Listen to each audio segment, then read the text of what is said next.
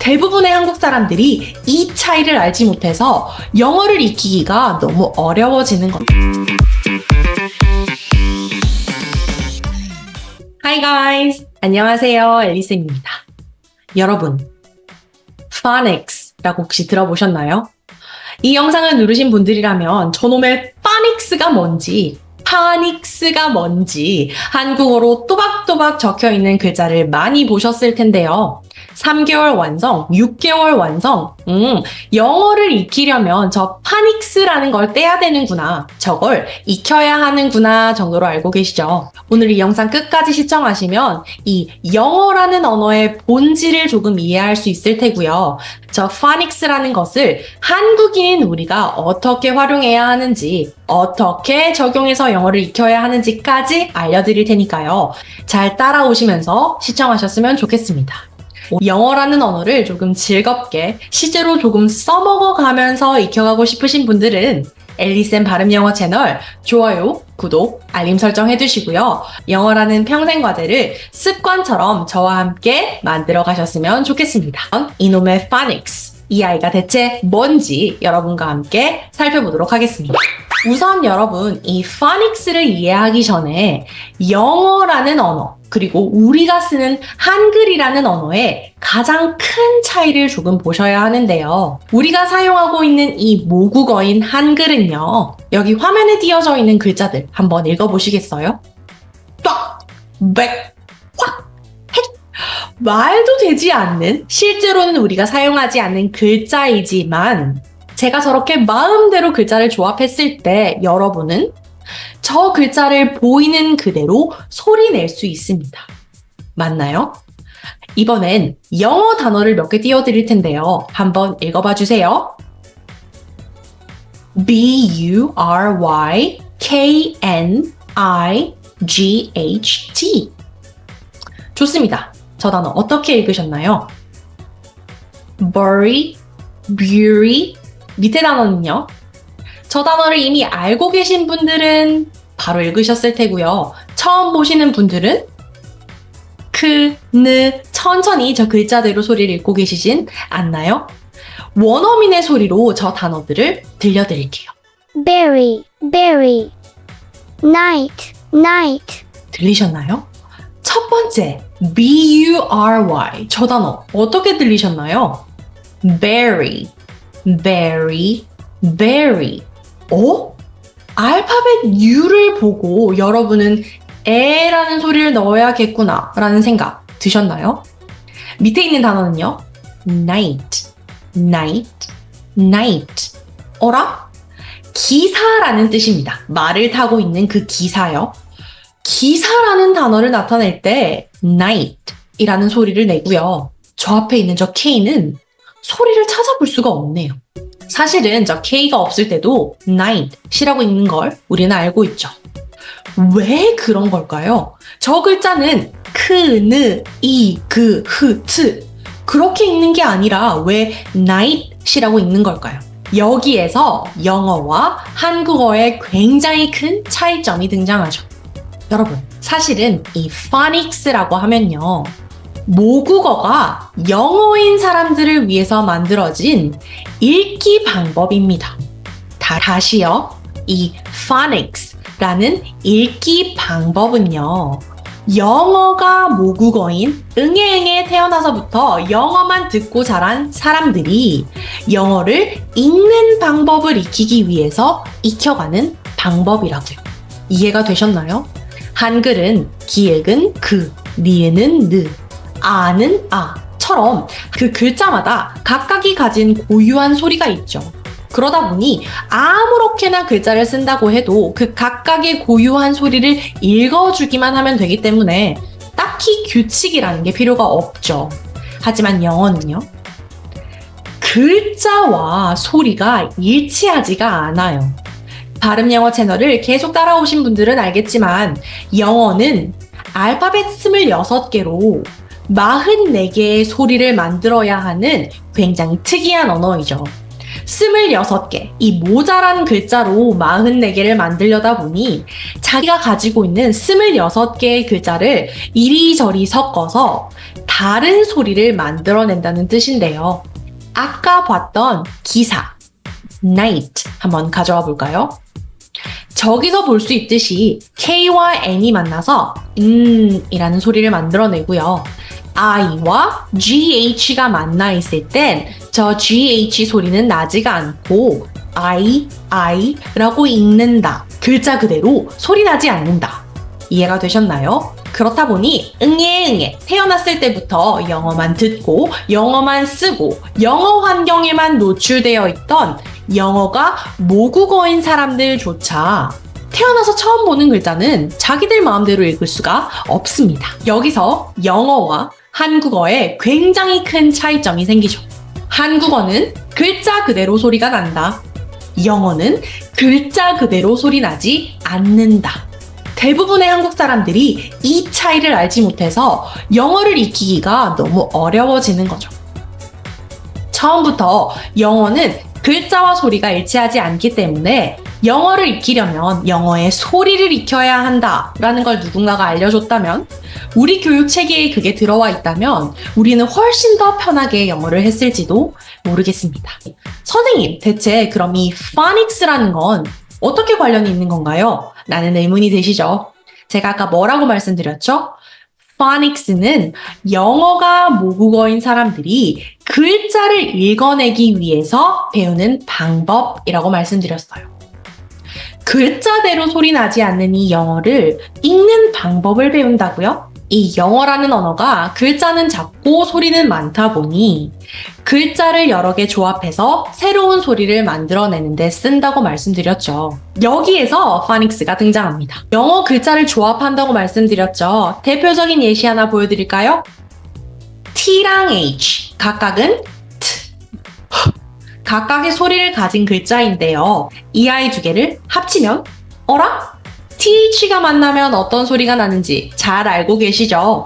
여러분은 이미 phonics라는 체계를 통해서 T랑 H가 만나면 혹은 소리가 난다 라는 사실을 알고 계실 거예요. T라는 글자와 H라는 글자가 만났을 때 새로운 소리를 만든다. 이해가 조금 되셨나요? 말 그대로 phonics라는 이 체계는 영어를 모국어로 쓰는 사람들이 이 영어라는 글자가 너무 지멋대로 소리 나다 보니 그 조합의 일련의 패턴을 조금 찾아서 그 규칙들을 익히고 그 규칙대로 새로운 단어를 만났을 때 단어를 조금 유연하게 읽을 수 있도록 만드는 과정이라는 것이죠. 이 phonics라는 영어 읽기 방법에 대한 교수법을 크게 5개의 틀 정도로 정리해보면 이렇게 볼 수 있는데요. 제일 첫 번째, phonemes. 보이시나요? 제가 늘 강조드리는 영어의 44개 혹은 46개의 소리를 phonemes라고 합니다.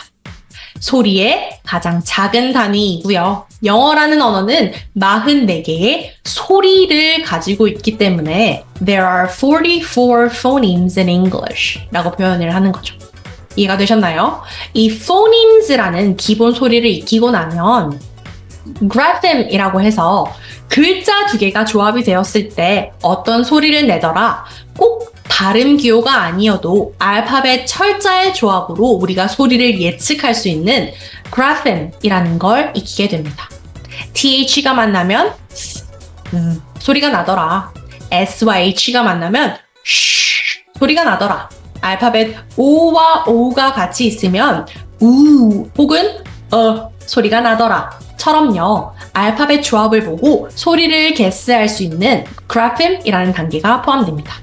세 번째는 blending. 보이시죠?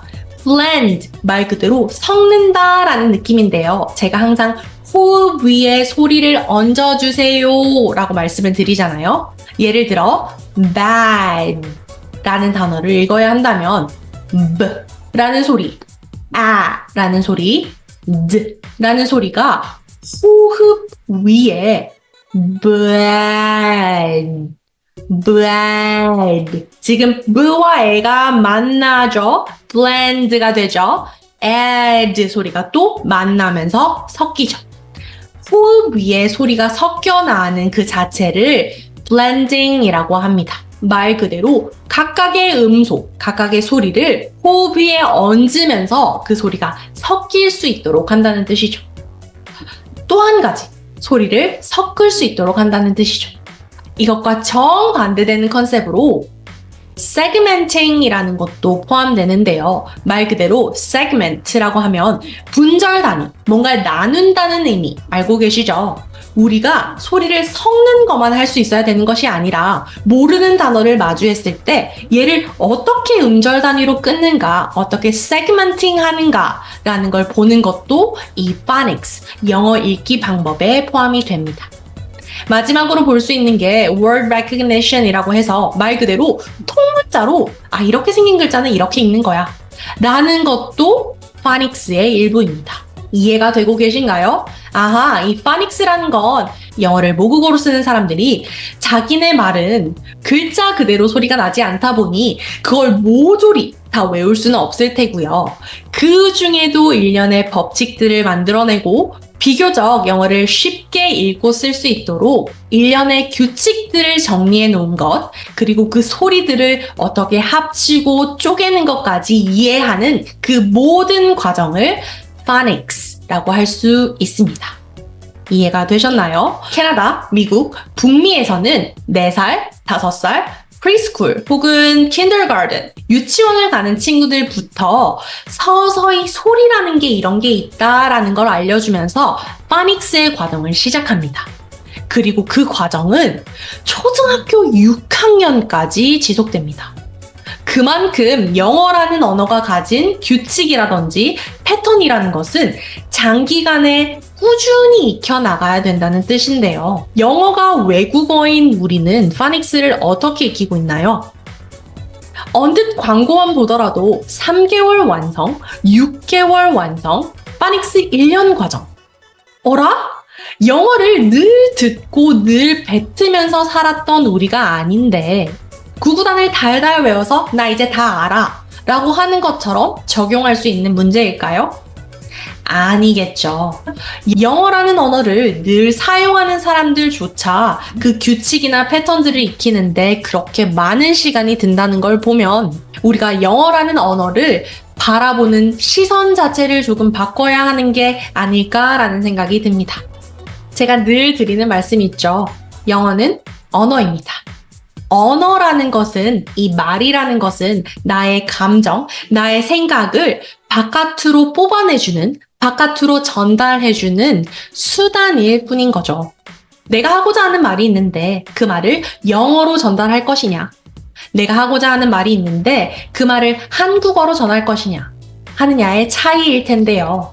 여러분이 살아가는 세상을 조금 더 넓히기 위해서, 여러분이 보고 듣고 마주하는 세상을 조금 더 크게 하기 위해서 영어를 익혀가시는 분들이라면 phonics를 어떻게 달달달 뗄지를 고민하시기보다는 영어라는 언어는 글자보다 소리가 훨씬 많고 조금씩 아하, 이러한 규칙이 이렇게 적용되는구나, 이러한 규칙도 있었구나 정도로만 아셔도 좋을 것 같습니다.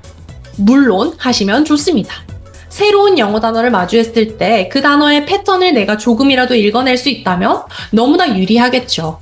하지만 제가 phonics는 누구를 위해서 만든 거라고 말씀드렸죠? 영어가 모국어인 사람들을 위해서 만들어진 시스템이라고 말씀드렸어요.